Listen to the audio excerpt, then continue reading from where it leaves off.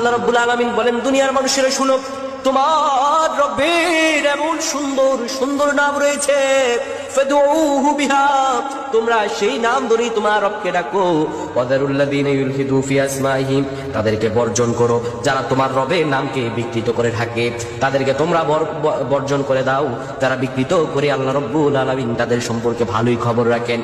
প্রিয় ভাইরা আমার, আপনি যখন বিপদে পড়ে যাবেন, অভাবগ্রস্ত হয়ে যাবেন, আপনি যদি এই দুইটি দোয়া 33 বার করে পাঠ করতে পারেন, আল্লাহ রাব্বুল আলামিন আপনার নসিব খুলে দিবেন। এত সম্পদ আপনার আসবে আপনি কল্পনা করতে পারবেন না। দুইটি দোয়া কি? এক নাম্বার আপনি বলবেন, ইয়া রাউফ, ইয়া রাউফ, ইয়া রাউফ, 33 বার পাঠ করবেন।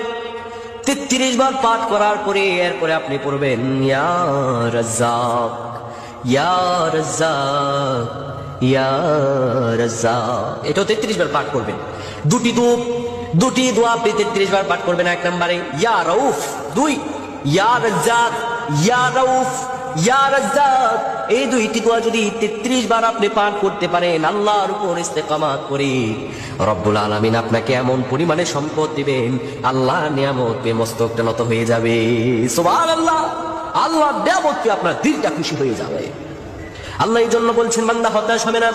ওয়ালা সাউফা ইউতিকা রাব্বুকা ফাতারদা, আর রব তোমাকে শীঘ্র এত নিয়ামত দিবেন, এত নিয়ামত দিবেন, ফাতারদা, তুমি খুশি হয়ে যাবে, মস্তক নত হয়ে যাবে আপনার।